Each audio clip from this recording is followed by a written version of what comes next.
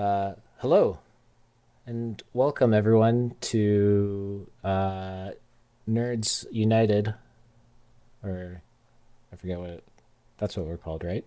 I believe so. Yeah, I should probably change that. Yeah, it's Happy Monday. Happy if you had it, long weekend. We're here to discuss Tournament Lab, and I'm joined with one of my partners in crime, Aster. Would you like to explain the Tournament Lab? Sure. Thanks, Exto, for hosting as usual. Um, Tournament Lab is a weekly tournament that the format is going to change pretty much. I think every time there's a tournament reset, which are usually tied to when we get a new PTCS scoring period. So around once a month, sometimes 4 weeks, sometimes 5 weeks. Um, and the format is chosen by Exoforus, myself, Durden, Charles, um, and previously and hopefully in the future, Mike ABC was involved as well. Um, just a bunch of the streamers that talk about tournaments. We kind of teamed up to work with Nico and OOTP on having a weekly tournament where it's a changing format and we get to kind of experiment a little bit, hence the lab name, with some different formats that OOTP hasn't tried.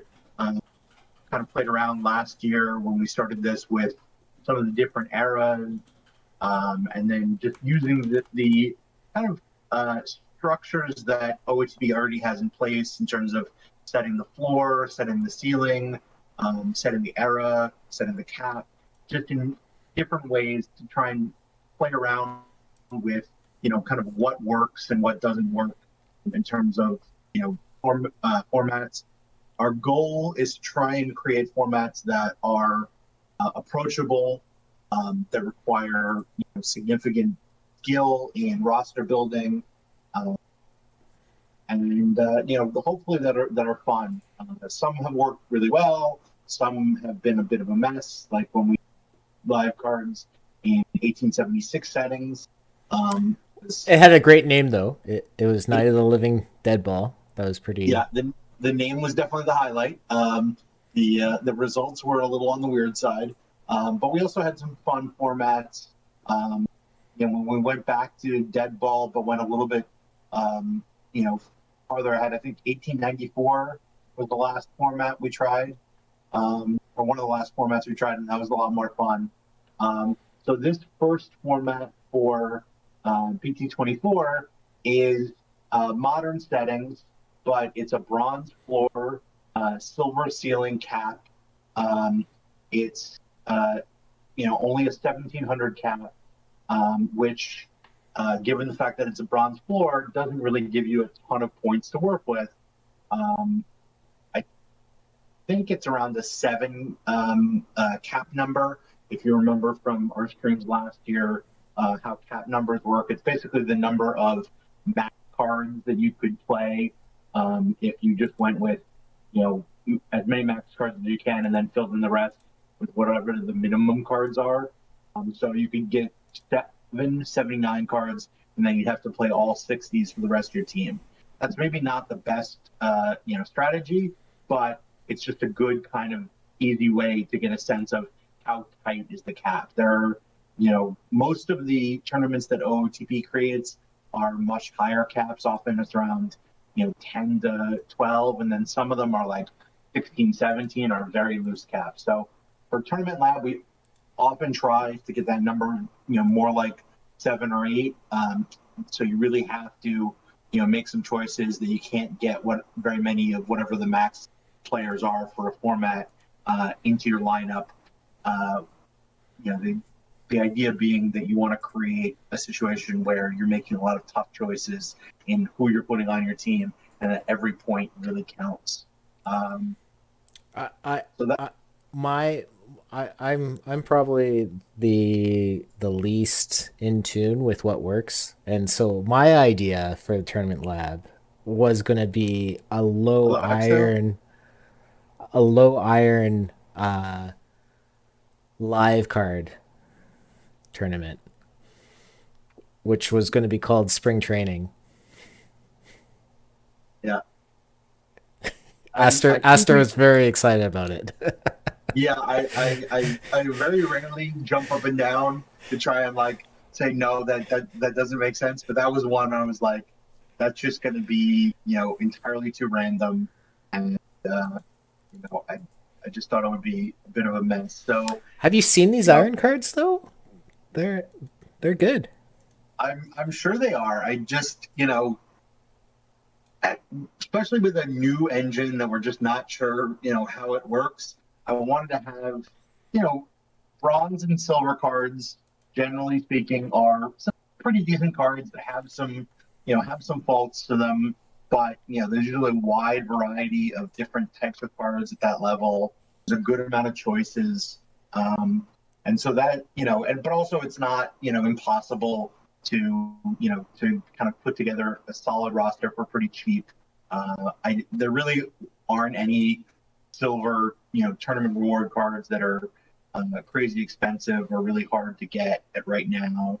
Um, I guess maybe a couple of the build will line up right at this moment are very expensive to buy the bronze so that you can get the silver. But um, I there's just not that many very expensive cards or even remotely expensive cards that are must-haves for this format.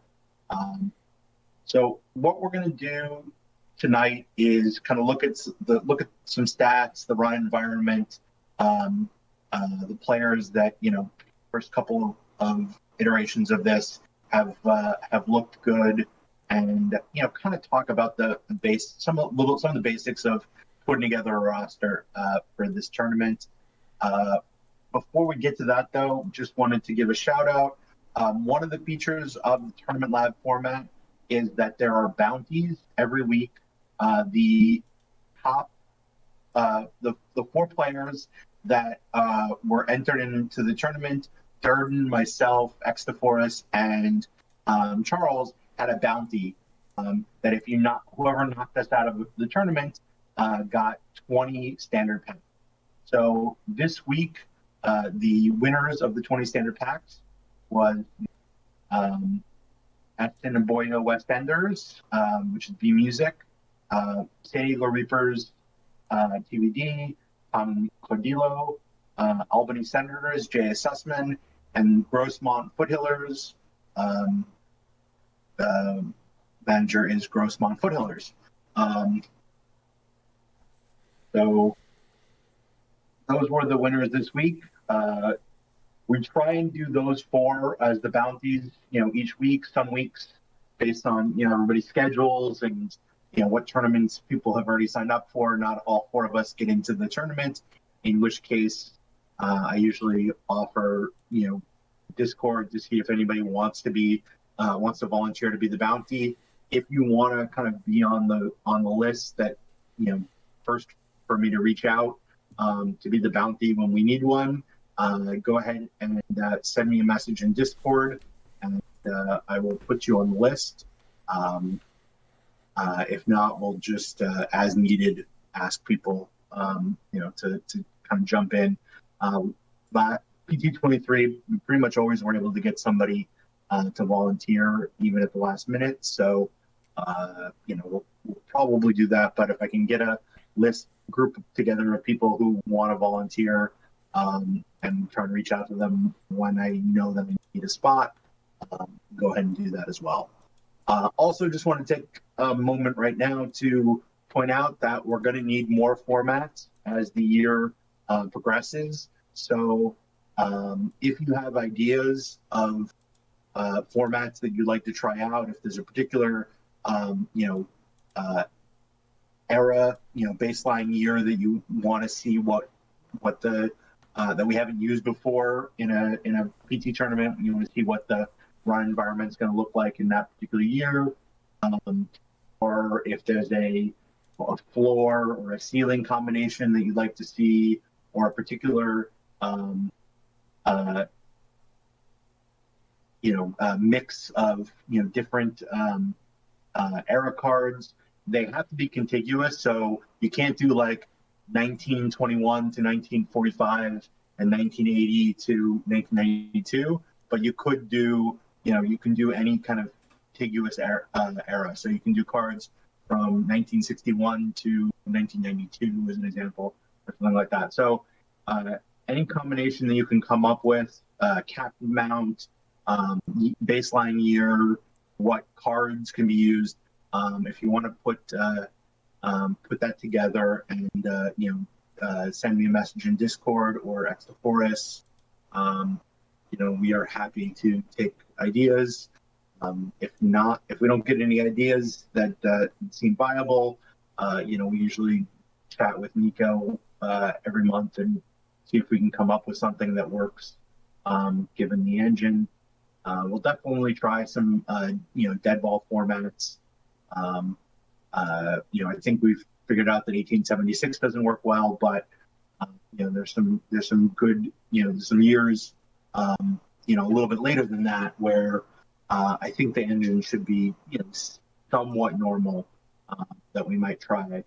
The OOTP tends to go back to 1919 and 1921 a lot, which 1919 is the very end of Dead Ball. 1921 is the start of a new era, so they play very differently. So we might go back a little bit, maybe early 1900s, and try a year in there to see if it's any different from 1804 or 19, and play with that a little bit. But we are always open to suggestions. And then if you have named for your format that is catchy, that's always a plus. Anything housekeeping you wanted to address before we get into looking at some of the cards in the run environment? No, no, that was pretty good introduction. Aster and I, and hopefully Durden. He's around. What is he? Is he in the finals now? The weekly low diamond or? Yeah, looks like he lost to me. Oh, it's over. So Uh-oh. yeah, it just ended. So it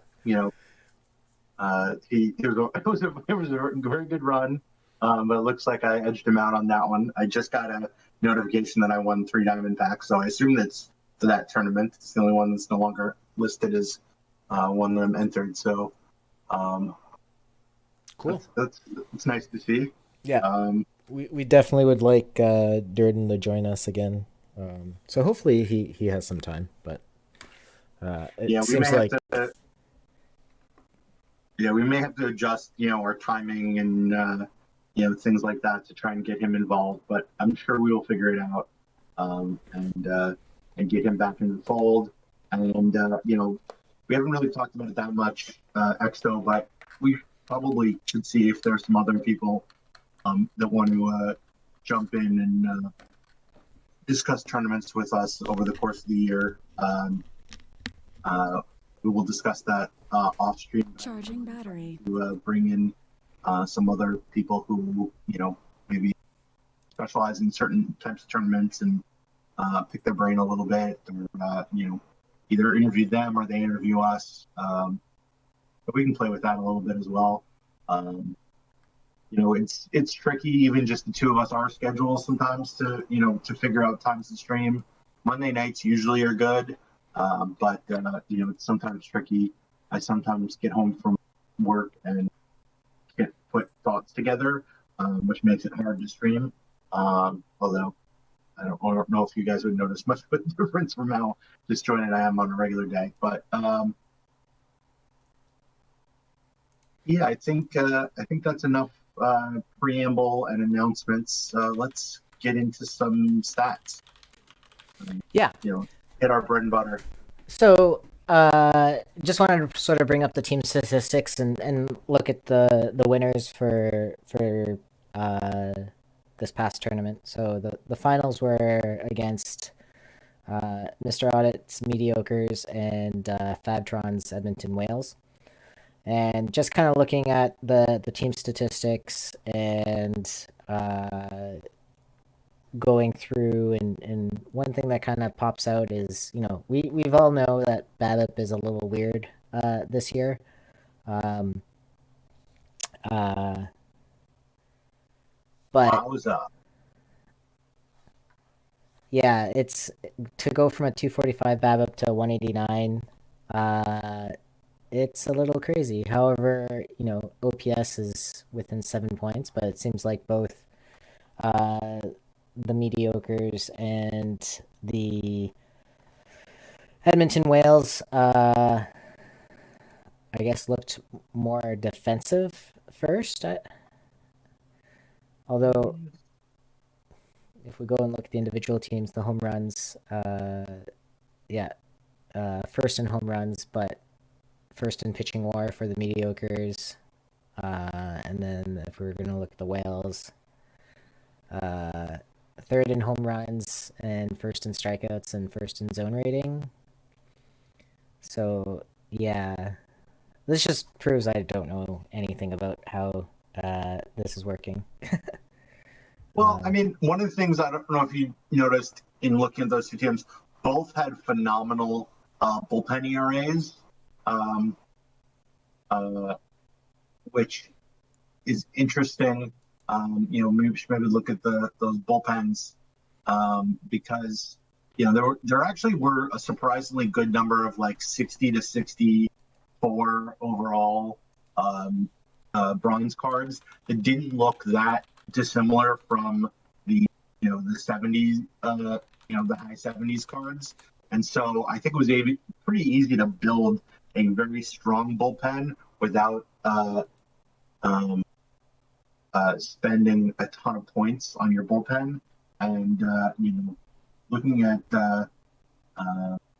Babtron's roster, definitely a couple of these guys, were people that I looked at as strong, um,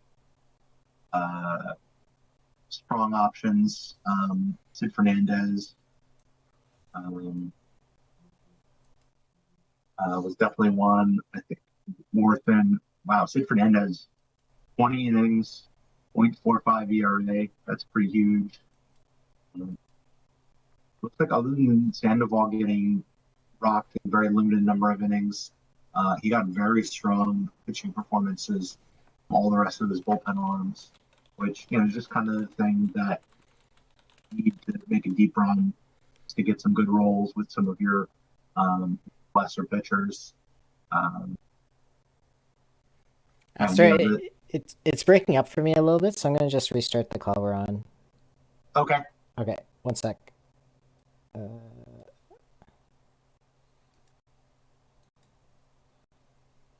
Welcome back.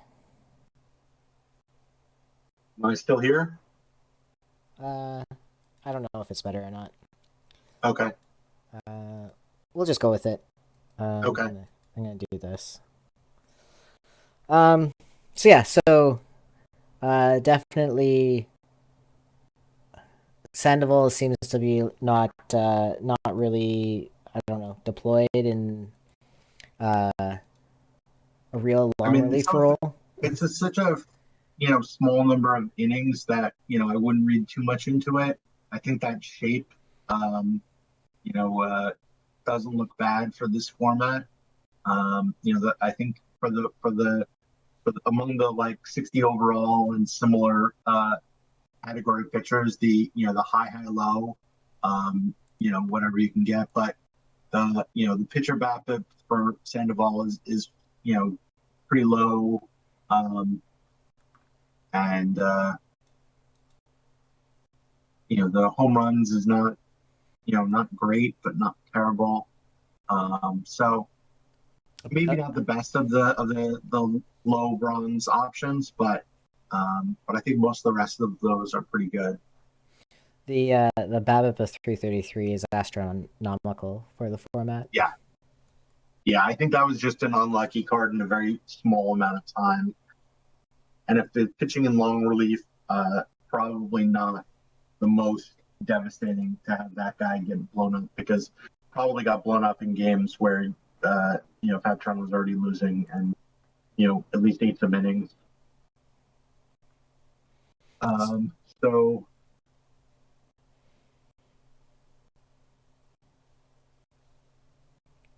so it looks like,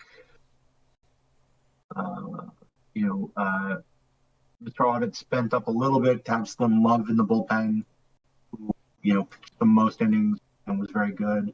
Steve Fernandez again, phenomenal.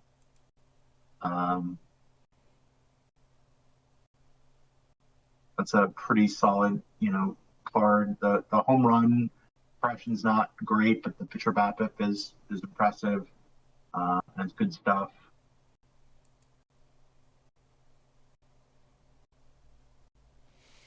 And even the bullpen, like Wakefield had the worst ERA over the appearance, and it's not really. Yeah, I mean the lack of stuff for Wakefield, kind of not my favorite card of the group, but yeah, there's a lot of. And even then, Luke Walker, he kind of danced around the BABIP a lot more. And it's the same with Slim Love.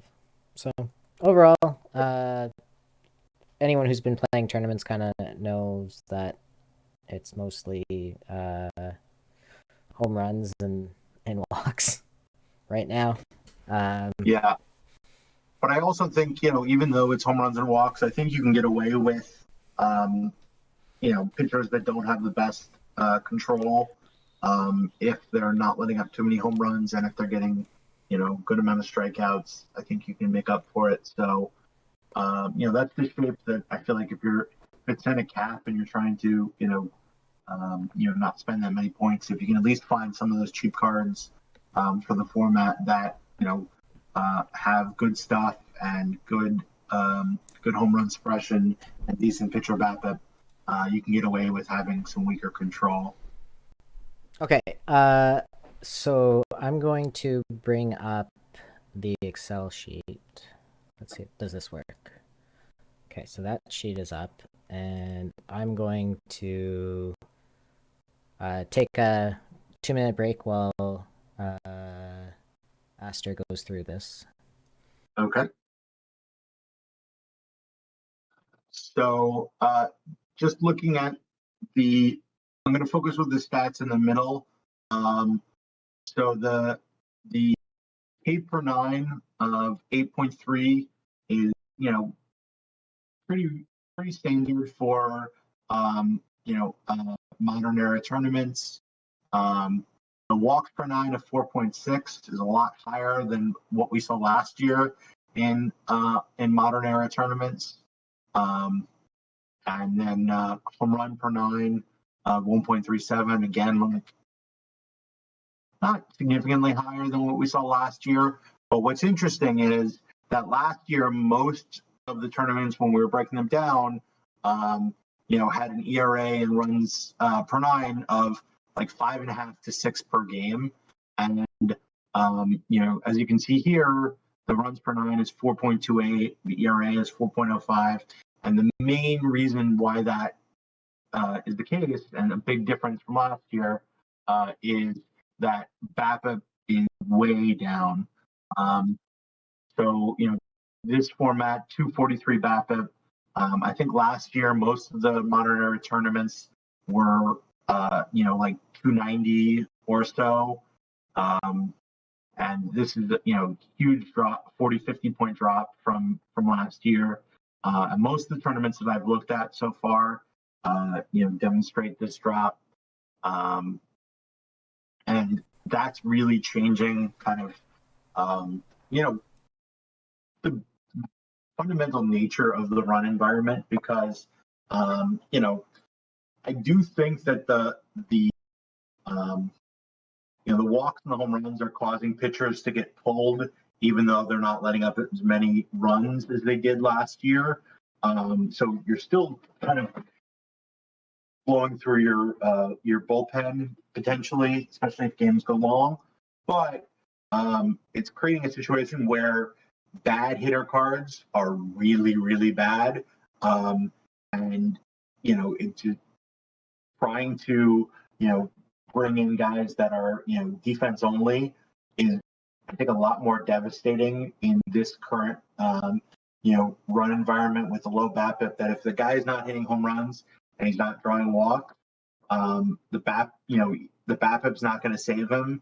And so, anybody who has, good avoid K and good contact is really just not going to produce at a level to make up for not having power and not having a good eye. Even if they have great defense, I think it's just too big of a trade-off right now. So we'll see. I wouldn't be surprised if they make some adjustments, to the engine to for tournaments to address the BABIP. But you'll just see some of the guys that are kind of like, that you picked because they had elite defense, and especially when you're dealing with bronze and silver cards, a lot of times the guys with really high-end defense just have very poor ratings, especially in homers and I is they might have good. So not, a lot of times they have high avoid K, and that just isn't going to do much if they're putting the ball in play and it's not being converted to hits very often. It's just it's going to be a rough sledding to try and get any run production out of those guys. You really just need to get a couple guys to get on base, primarily with walks at 4.6 walks per nine, and then have somebody hit a home run to drive them in. That seems to be the main way to score runs, and kind of doesn't allow for a lot of flexibility in roster building. But I think at the moment this is the engine we have. It may not be the engine we want, but I think you got to build toward what we have at the moment, and then hopefully we'll get some adjustments. So Exto, now that you're back, do you want to explain what all the colored dots and that table signifies? Because I can try, but I think it would mostly be gibberish if I try and explain it. It's I was gonna make a joke, but I won't. So these tables represent kind of the weighted ratings that have been observed in the format, based on the amount of plate appearances or innings. So you can do this with a sum product in Excel. And then, so we basically see from here,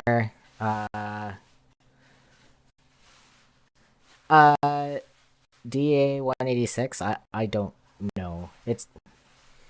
I'll let people who know stuff better. For me, I think it's probably a little bit of A and B. Like, it's probably a little bit of the engine. It's probably a little bit of low BABIP. It's probably a little bit of P BABIP, and it's probably, yeah. So it's a little bit of everything. But you can kind of see. Go ahead. No, I was just going to say that I started the year mostly running the guys that I thought would be good based on last year's, kind of, run environment and what kind of hitters worked well, and wasn't entirely focused on power and eye. There were some hitters that looked like really strong, well balanced bats that had better defense that I thought would be a good fit. And those guys just really didn't produce much of anything. I mean, the number of times you enter, you finish a tournament, you look at your results, whether you did well or not, and that there are guys that hit like 140, 160, even some guys that are hitting like under 100. That just never happened last year, because of the much higher BABIP that we had, and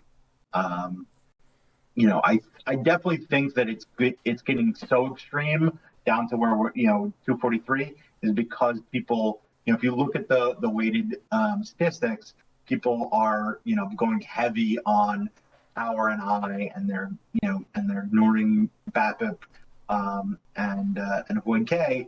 Is that's how you're ending up with probably even a more extreme version of it.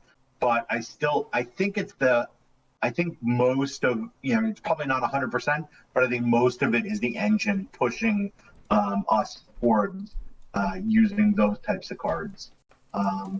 Because, I think most people, whether they model or not, you can look at results and see what's working. And I think people, for the most part, have seen what's working. And the answer to that is, try and hit home runs, draw walks, hit home runs, and hope that you hit home runs right after somebody drew a few walks. So, unfortunately, that's the formula. It also creates a situation where, because we do have a lower run environment, there's less runs scored per game, and that does create a little bit more randomness to the result. Especially in a lot of these, daily tournaments and even some of the weeklies that are best of 3, best of 5. Just one really weird game can kind of throw everything off. If you get a crazy 17 inning game where you lose, 2-1 in the 17th inning, that can just ruin your team for the rest of it. And put you in bad shape even if you have a much stronger team than your opponent. It's allowed some, much lower level pitcher cards to still produce good results, because if they just happen to have, good numbers in a couple of the key categories, it can really give you a boost. So, yeah, I mean, my guess is that we get an adjustment to the to how things, how the engine works at some point. But if not, then I think unfortunately it'll mean that only certain types of cards really have value in tournaments for the rest of the year. So I'd hope that they try and find something where the BABIP is a little bit more balanced, so that some of the kind of more contact and gap, it's maybe speed-based guys have a little bit more value and have a little bit more use. Just creates a lot more options, creates diversity of builds. Right now, obviously, there's a good amount of diversity of builds in a lot of formats, just because people are kind of building up their collection and they don't have a lot of the cards that they might want to play. But I think people, for the most part, seem to be adjusting to the shape that makes the most sense. As they kind of enter tournaments. So, I wouldn't mind a shakeup, but you play the game you have, and we can maybe encourage people to if they want to change, to ask for it. But ultimately, the game is the game, and play it the best under the circumstances. So, do we want to look at kind of who's performed well or who you expect to perform well given the run environment? Yeah, one thing that I noticed while we were talking, and what I've been doing is that just to see like what the averages are, and kind of these are based on the observed min and max ratings of batters. So like you can see that there are, if you played basically max BABIP batters, then they should at least hit like a 350 batting or BABIP. So like if everyone started playing those cards, and then and then it got shifted back to like a 243 like observed BABIP, then I think that would be more indicative of potentially an engine issue. Maybe not. But and just like basically these are the weighted ratings, and then this is the observed minimum ratings for the corresponding rates, and then what the expected outcomes are. So this would be like walks, and then these are extra base hits, and these are strikeouts. So even the person with like the minimum observed AVK rating control isn't working as advertised. Potentially. Uh, we can kind of look. One thing that is kind of one change that I forget who mentioned it to me, but it was basically that per nine stats are kind of misrepresent exact the misrepresent the low control guys because a low control guy may face um, five, six, seven batters in an inning, where like a high control guy may like given um, fixed for other rates, they'll probably be facing less players or less batters in a given inning. So like how what I'm basically trying to say is that an inning isn't always an inning, and so by doing per nine stats, it uh, doesn't properly show what's happening. So yeah, so uh, I've been trying to go and convince Aster and everyone to migrate over to rate based, and how I've been changed doing modeling from last year to this year is also moving away from like a FIP based to a WOBA based uh, measurement, and this was basically just done today. So yeah, so let's look at some of these batters then. Keeping in mind, some of the rates that we saw on the other page. So uh, this is top batters by WRC plus. Aster, what do you think? So obviously not surprising that those are look at the top. That's a lot of the top power bats in the bronze and silver pool. Ortiz, Thomas, versions of Gallo, Davey Johnson at second base. Um, Definitely the best power option there. Um, Pretty much everybody in that top 10 or so are elite power options. Most of them have pretty good eye. Um, so you get down to Barfield, I remember a bit weaker in terms of eye, but it really shows that what's producing in the current environment is Ortiz for a silver has crazy numbers. He's over 100 power and over 100 eye, and that's that, as we said, that's the recipe for success. You see that most of these guys, um, do have fairly high K rates, but not not insane. But they're getting on base a ton, and um, they're hitting a lot of home runs, and that's So just looking at Mr. Audit's Jesse Barfield with in the 84 plate appearances having a 16.67 home run percentage is just a little obnoxious. yeah. Yeah, that's maybe that should go in the dictionary beside outlier. Um, but to be fair, Jesse Barfield does hit a lot of home runs. And that's the key is if you're gonna, it's a little bit when we're looking at like the teams that finished first and second, you're gonna see some outliers.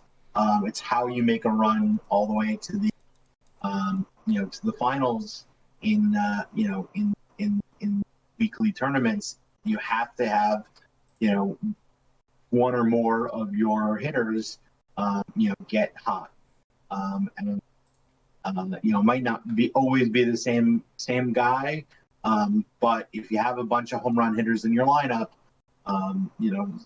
hopefully somebody will go on a run. Oh, kidneys. Outliers work in baseball. That's the whole point of baseball. Yeah, I mean, I just like that's how you make a um, that's how you make a deep run is you've got to have some you've got to get have some hot bats. Um, yeah, way to go, kidneys, throwing out Duvall as your example of the most talented hitter who's not just hot at the moment in a very small sample size. Excellent, well played. Um,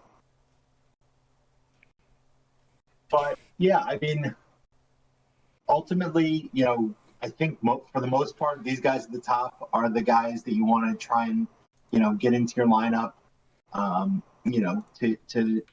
To get hot and hit some home runs and draw some walks um, and and kind of go from there.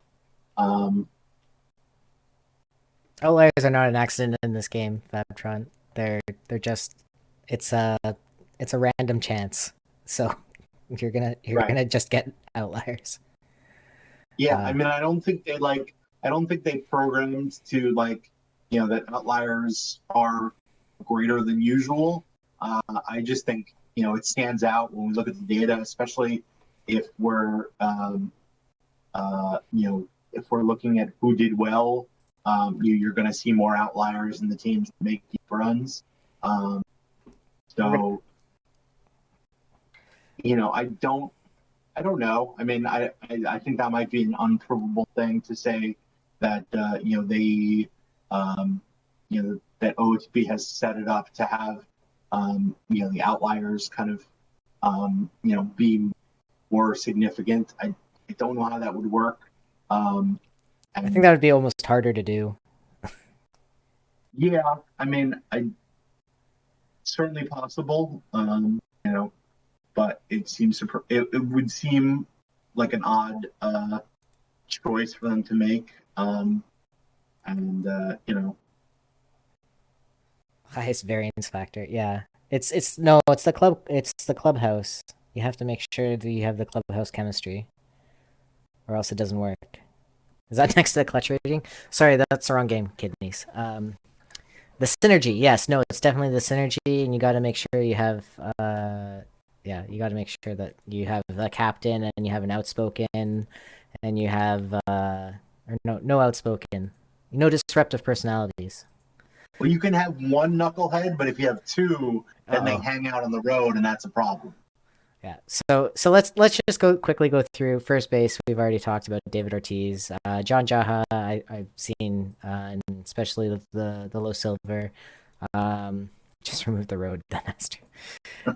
Um, Silver Eddie Murray. I know Warbot TBD did a stream, and I forget what S rank the lineup Eddie Murray was. Um, I think good, but not great. I mean, I think for this format, um, there are some options at first base, but I do, you can see based on the huge amount of plate appearances, I think most people went with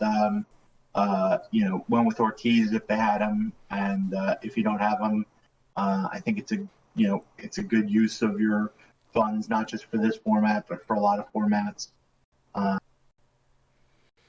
I've and run Roy Cullenbine quite a bit, but I guess it just against the silver pitching, he just doesn't have the ratings. He's more of like yeah, flat kind of uh, card profile. yeah, I think in an early, in an era setting, if we did this in like an earlier era, he would probably move up the list and be a little bit more valuable if there were, less home runs. But the walks are certainly, enticing. But at first base, I think you kind of have to have a bopper in there, to because that's it's going to be one of the positions where almost all of your options, except for Columbine or I guess maybe Spezio, are going to be power guys. Um, All right, let's you move know, on to second base. Uh, Davy Johnson. This isn't the PT-23 Davy Johnson. This is apparently PT-24 Davy Johnson. so yeah, Um, so it's not quite as amazing and overpowered of a card as last year's Davey Johnson, but certainly does well in this format. It's a 74, so it saves you a few cap points over a max player. But I think there's some other options. We're still looking at a very small amount of data, so I wouldn't be surprised if some of these other guys are playable options. I do like the Gritch card because it's got some reasonably solid hitting production, is a lot better defensive player, which I'm not sure is that important, but still, it's not you won't want to ignore defense. I do think it's a viable option. It doesn't save a ton of points, but saves a few. There's some decent bronze options. I like the Rosa a lot for bronze. I don't think he'd be a horrible choice for this format. But great defense. Moving on to third base.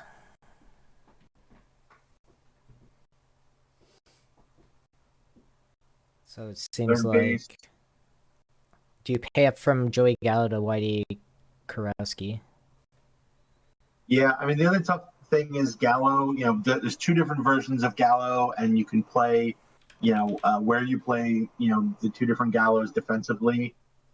You've got some options, and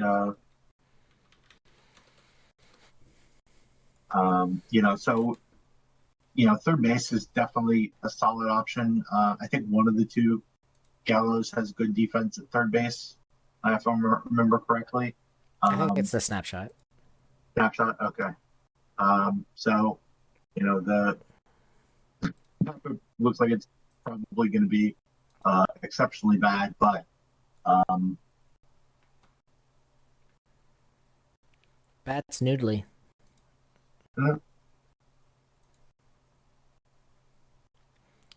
I think it's the BABIP, but maybe it's probably the 426 plate appearances. Yeah, it's only a small number of plate appearances, so that's a guy that maybe monitor across some of the different formats and see. But it's an interesting card. I wouldn't dismiss it out of hand. But I think for most formats, I'm probably going to use Davey for now until somebody else interesting comes along. Moving to catcher, everyone's favorite Canadian, Ernie Witt, is up there. Very limited sample, but looks like tennis is a monster. Definitely not as good as the 82 tennis we had toward the end of the year in 2023. That was just an utterly insane card. But this version, looks like it could be pretty decent. Definitely a card to consider. We have a Canadian fight. Witt's not Canadian? I'm sorry, this Ouija. I should know that, but I don't. Center field. Everyone plays Gorman Thomas, probably at DH though. It looks like people are playing Gorman Thomas as center field, maybe. Some of us don't have the big PP for what? Catcher for Gene Tennis, the 700. And play Ernie Witt. Is that what he goes for? 700? I think that's what Ernie Tennis Witt's goes for. Probably less than 200. Gene Tennis. Oh no, Gene Tennis has a buy order of 650, a L10 of 1000. So, you could run Randy Hundley. Why did Randy Hundley get 2,000 plate appearances? I don't think I've ever heard that card before. It's because he has 95 catcher ability. Apparently, that's why. Okay.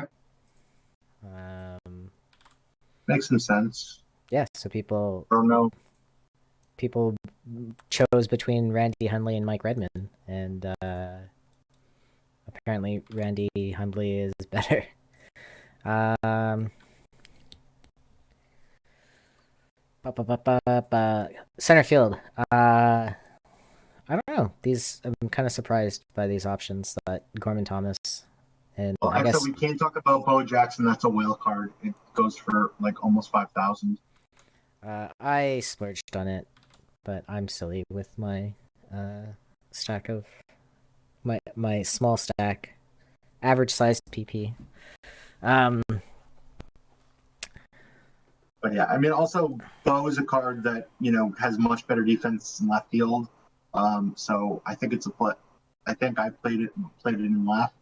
Um, but Gorman Thomas, I think seems to have been pretty close to the consensus choice in center field. And for 61, at the very least, should probably be a platoon option. If you're building for this, because it's only one cap point, and pretty productive card. it's really surprising that like he has 48, 47 BABIP, and he is still having like a 234 BABIP. Like a 47 BABIP rating turns into 234. I think that's kind of Yeah, that is surprising.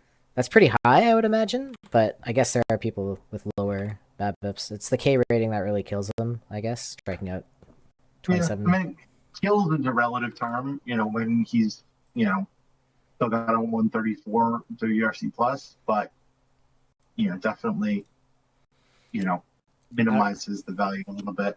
Out of the three true, 50% of the time, he's going to either strike out, walk, or hit a home run, and then the other 50% of the time, he 23% of the 50% of the time, he's going to actually get a hit, There you go. which is kind of interesting.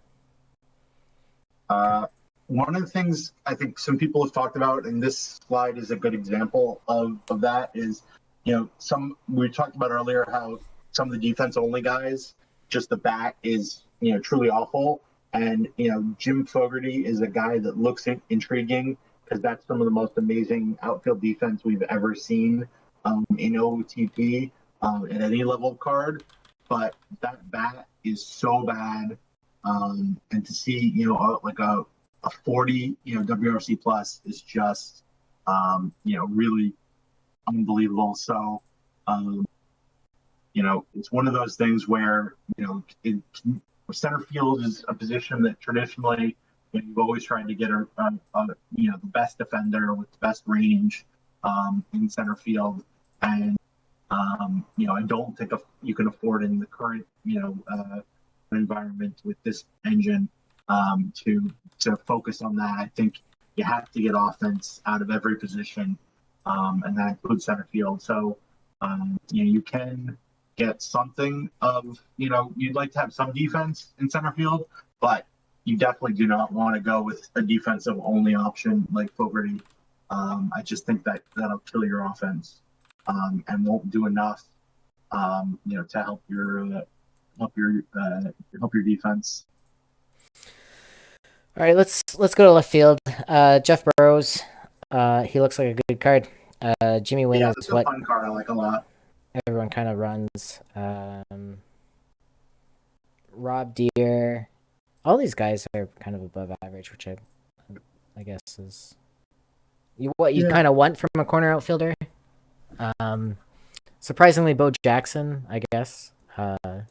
He's a lot worse. Yeah, that's interesting that he was much better as a center fielder. I think that's just probably most likely small sample.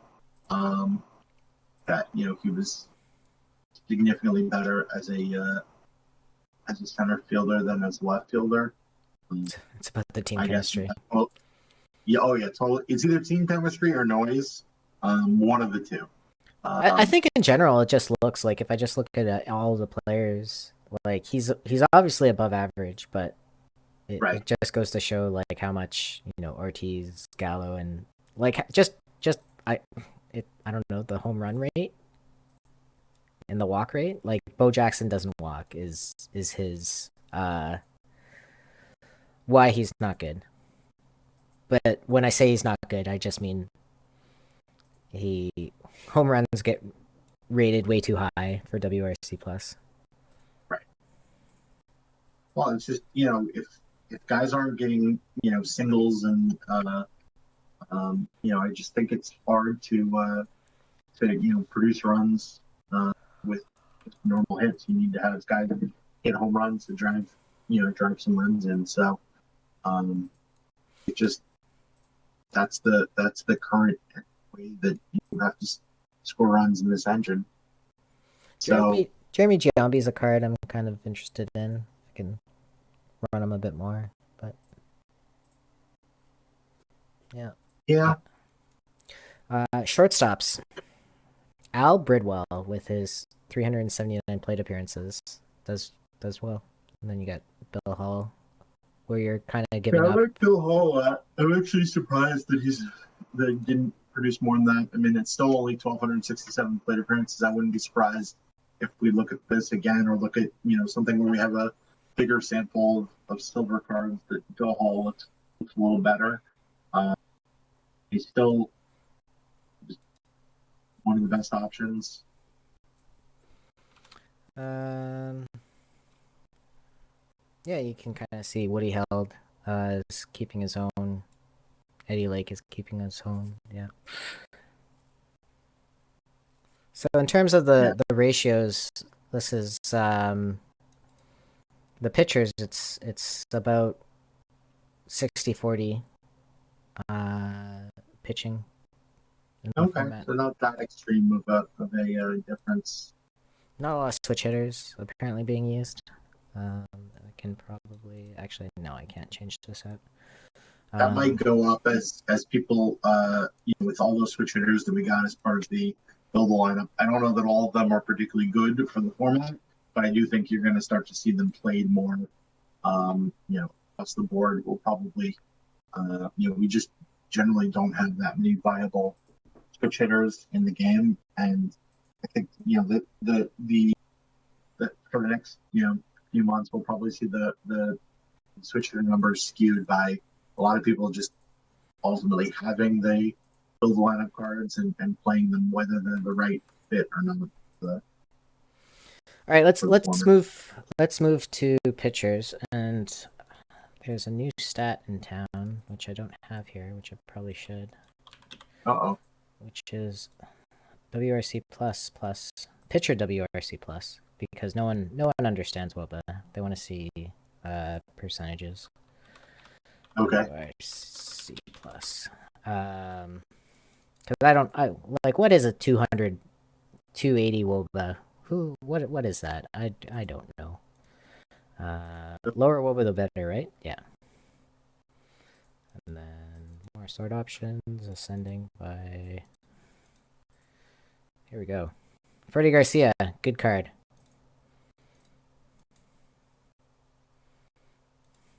Care to comment? Okay. I did not know that. I mean, unfortunately for pitchers, you know, our sample sizes are really, really small. So, you know, I think for the most part, the guys that I thought would be good are on this list. But, you know, don't rely too much on this. You know, I think it's better to kind of get the sense that almost all of these cards have a very, you know, similar shape. That we're talking about guys with, you know, decent stuff, very good home run suppression, generally pretty decent pitcher BAPM, and then, you know, you can sacrifice control. And a lot of these guys, you know, don't have very good control, but you know, are not, you know, are not atrocious plays. It's kind of interesting. Go ahead. Oh, go ahead. I was just going to say Jinx, you owe me a Coke. Anything. I owe you a what? A Coke. Coca-Cola. Okay. I thought you wanted a coat. No, not a coat. Eric Bedoya. Okay. I was just the outlier here looking at Bob Feller and the 32% K rate and 21% walk rate is just really astounding. Especially when you look at some of the other guys that have bad control and are nowhere near as bad as what Feller is.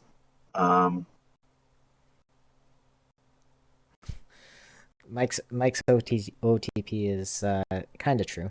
I think in addition to that, looking at that, like having the worst BABIP, so he's gonna walk people. He's not gonna give up home runs, but you may want to run better fielders behind Feller? Question mark. Um, yeah, I'm surprised that. I mean, the thing is, you got to remember, yes, his BABIP is high, but his actual, his balls in play is very low, because 50, what is that, like 54% of the time, it's the three true outcomes. So yes, it's a 266 BABIP, but on a very small number, very small number of actually in play. So I don't know that you need to worry that much about defense with Feller. I just think you've got to get an Etsy shaman involved to get that walk rate down. Yeah. So when we move to relievers, we start seeing some of the big bullpen arms. But again, this is like 200 innings pitched is one season, right? Right. Yeah, you'd kind of want probably about 10 times that for any significant data.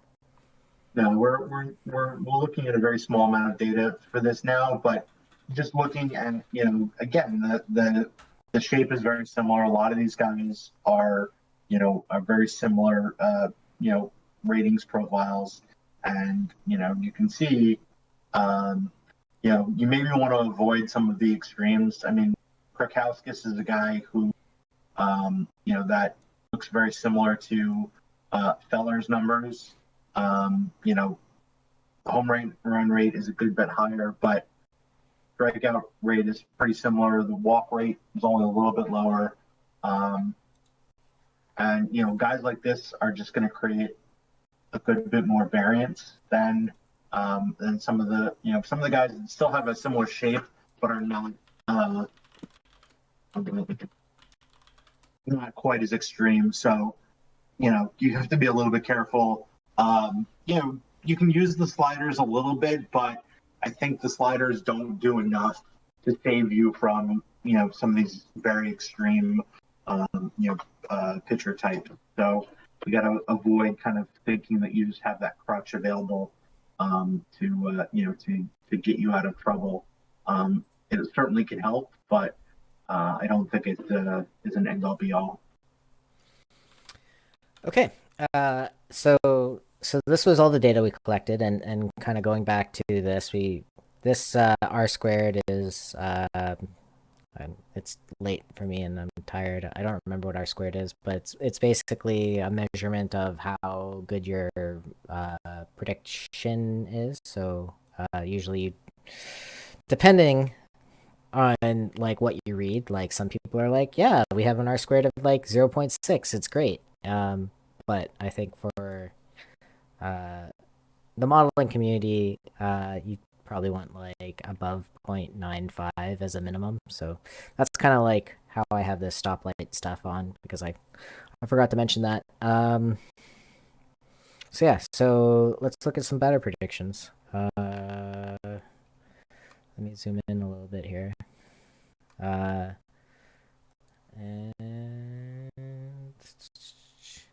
we can see some of these data points here, but basically catcher Gene Tennis, I think looking at the data kind of bears out. So Mike Zunino, I think that's the card I ran, or I wanted to run. I've been picking Mike Zunino in drafts as kind of a silver catcher.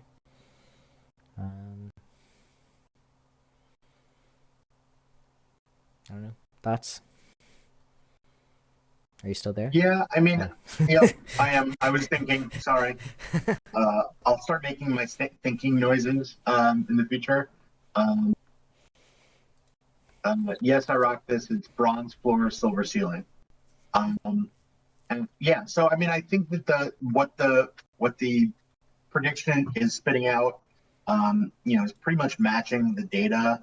Um, and I think it's a little bit unfortunate that given the current, run environment, that it does seem like the options are fairly obvious as to who are the best options. Few positions it looks a little bit, there's some that I wouldn't have necessarily expected. Right field, I think I don't remember who I played in right. Um, it's also one of the things to remember when we're looking at these is that these are the best options, and in a cap with a tight cap, you're not necessarily going to be able to get that many of these. What I usually look at when I look at a slide like this is like who are the guys that are cheap in terms of cap points that stand out. So looking at this, Gorman Thomas and Joey Gallo are pretty much the only bronzes on the list. Maybe Am I Bronze missing Chipper anybody? Jones. Bronze Chipper Jones. He could probably go. Okay. Yeah. So those feel like if I'm starting to build a team, it's like I really feel like I'm, um, uh, if I'm starting to build, probably starting with those guys just because they're going to hit like the top options, but they're not going to cost you as many points, and then that gives you some more points to work with at some of the other positions to be able to fit in guys like Ortiz. Um, and if you want to go with tennis or Krosky. How do you fit all these guys on your team basically? The first base, Um, because I think that I mean, I don't think that's unfortunately an option. I mean, I think you go with one of them at first base and probably another one of them at DH, because they do stand out as most of the first basemen are the very top options. So I do think you want to try and get two of them into the lineup, and one of them a DH. But I can't remember if any of those guys have an outfield option. Certainly, you can play Burrows in left, but that defense is pretty bad. You may want to have Burrows as your DH. It's one of the best hitters in the format. Um, Jaha is only one position. Bilko, I think, is only one position. Yeah. yeah, so you're limited. So then it's between Karowski and Chipper Gorman. You don't Right. want to play him or in center, but you kind of do. So then it's like Jeremy Giambi. Right. Well, the nice thing is because Gorman Thomas is only one cap point, I think you could you can have another center fielder that is maybe a little bit better of a defender to as a defensive replacement and to play on the off days with a little bit better defense. Um, Gives you some options. Yeah, I'd be kind of curious to kind of. Oh, here's the limited edition Pasqua, which I forget what the the sell order for him. No, it's still 20. Oh, okay. It's down. It's 20K. Get your Pasqua right now. When there was There we only go. one up for 150K, I thought it was kind of crazy. Yeah, I mean, people are often going to shoot for the moon when a card is brand new, but doesn't mean you have to pay that if you don't want to. So now going to pitchers. So I've kind of divided this up into starters and relievers, or starters and then everyone. I think is how Okay. I have this. Oh no, starters and then relievers. So for starters, Freddie Garcia, which I think again, going back here and looking at the starters, Freddie Garcia, good card. Tom Yep. Glavine, Barry Zito, which kind of maps out Blue Moon Odom. Yeah.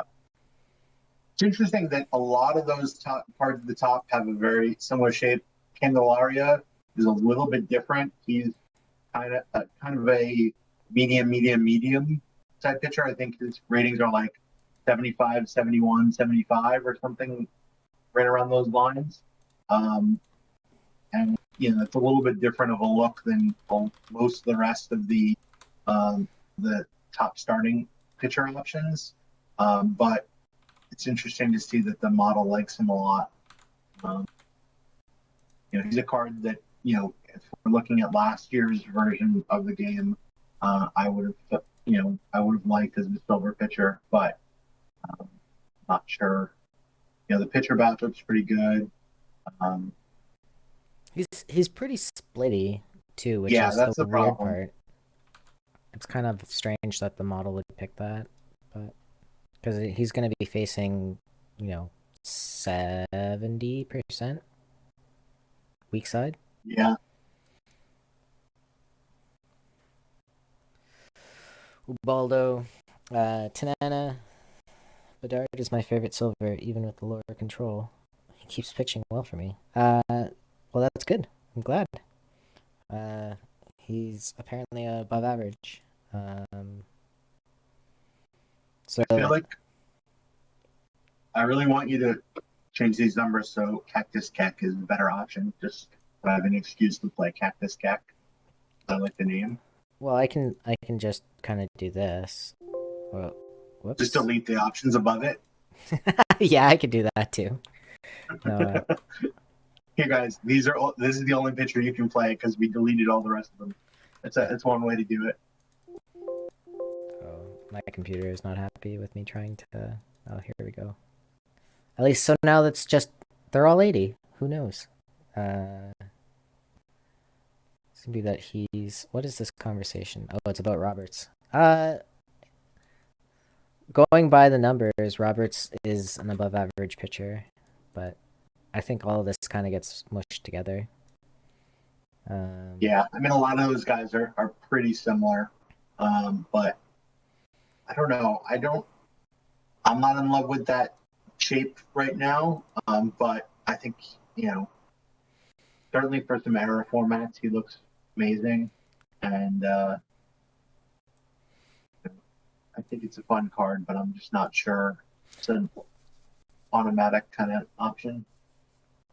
Yeah, you're basically doubling your home run per 9, roughly. Like if we go back here and we look at it, so the average seems to be 3.45, and then the max, like the worst pitchers are around 6. So Okay. Don't pitch those guys. so I can Okay. we can make this a little bit more informative to try to get some insight as to what my silly model is doing. What do we have? We have, what's the first value? The first value is K per 9, right? We can do something like this. Yeah. And then we can do, what's the next one? The next one is BABIP or home runs? I think it's home runs, right? More numbers, I have no Mr. idea. Extra, please. I like to just sort it by the cards. Okay. I have no idea what you're doing right now. I'm just gonna stand back and watch. Okay.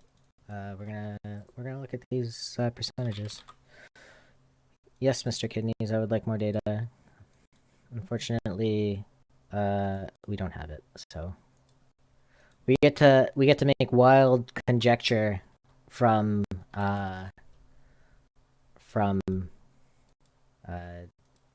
data points, basically.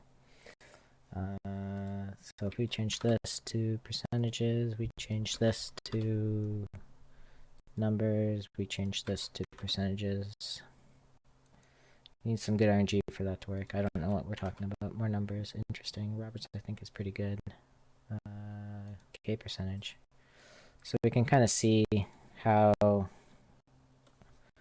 these ratings kind of map out. I'm not following it all. So It'll all make sense.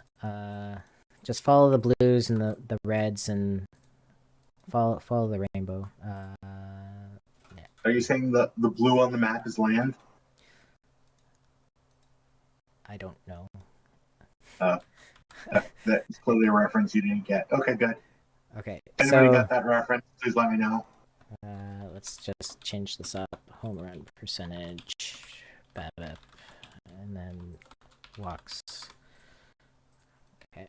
Da, da, da, da. Okay, so someone like, Blue Moon, he's obviously better at BABIP. Someone with Rob Roberts, he's giving up 5% of home runs, basically. This is what I wanted to see. Okay.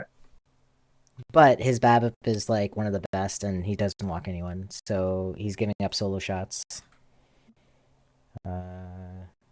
Basically, what this is showing what Isidifo and Kidneys are talking about on stream or in the chat.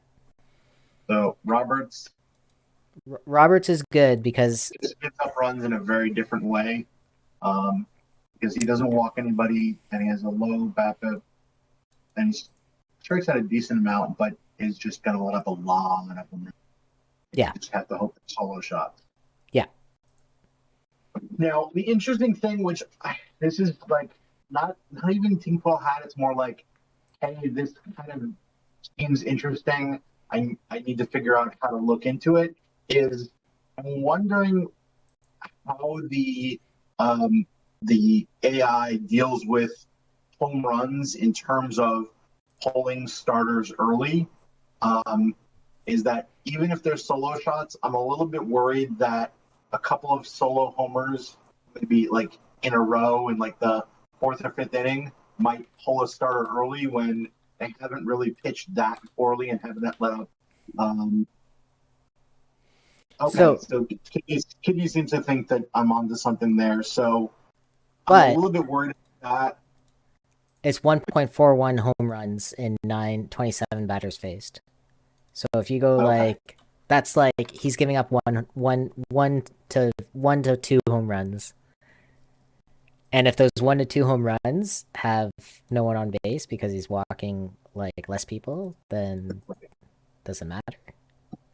The problem is if you have starters that are getting pulled because of the home runs, when you then have to go to the bullpen and are taxing your bullpen, the way a lot of teams end up getting run out of tournaments is their starters don't go enough innings, their bullpens get tired, Yep. and then you just get decimated late in games. If you get to the point where the receiver that comes in is at 0 or some low number of stamina, they tend to just get rocked. So I'm a little bit worried about that pitcher shape just leading into the and I don't know if there's anything to do to combat that.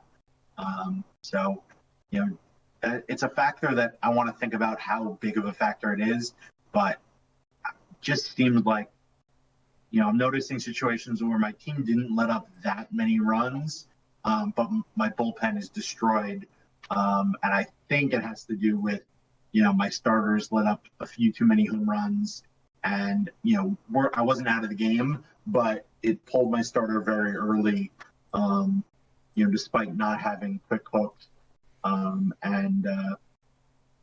then kind of having to jumble for the rest of the series. Okay. Well, I hope everyone found this kind of interesting. Thank you, everyone in the chat, for discussion. But I think that's where we're going to end it for tonight. So, touching on points, Tournament Lab is fun. If you have ideas, let Aster, myself, I'm blanking. Charles, Durden, Mike ABC. Let anyone know. Just tag anyone. Tag Nico. So yeah, who knows when the next tournament refresh is, but even if you have ideas, we'll write them down in our little book. We don't have a little book, but we'll write them down, or at least screenshot post suggestion. Yeah. Anything else, Aster? No, I think I think we covered a lot tonight. I think we're not sure where we're going to go with this show, this stream, MPT24. We're definitely open to ideas, of trying some different things. But, kind of our bread and butter has been, picking a tournament format, looking at some data. We'll be able to do that a little bit better as the game goes on, and we have a little bit better data. I think some of the dailies we're probably getting to the point where we have a little bit richer data set that we might be able to dig into, and then maybe do some more streams where we break down some of the kind of basic strategy, roster building, and kind of maybe even do something where we can kind of break it up into digestible chunks and throw it on YouTube as kind of tutorials on very basic parts of tournament strategy and roster building and all that. So we'll see what we want to do, but we're definitely open to suggestions. If there's particular topics that you would like us to kind of focus on in upcoming streams, let us know, and we'll see if that's something that interests us in terms of talking about. But thank you guys for coming out and chatting with us, and we hope you learned something from this and enjoyed it, and we will see you soon. Yeah. I'm going to raid into Tranquil Hill Farms.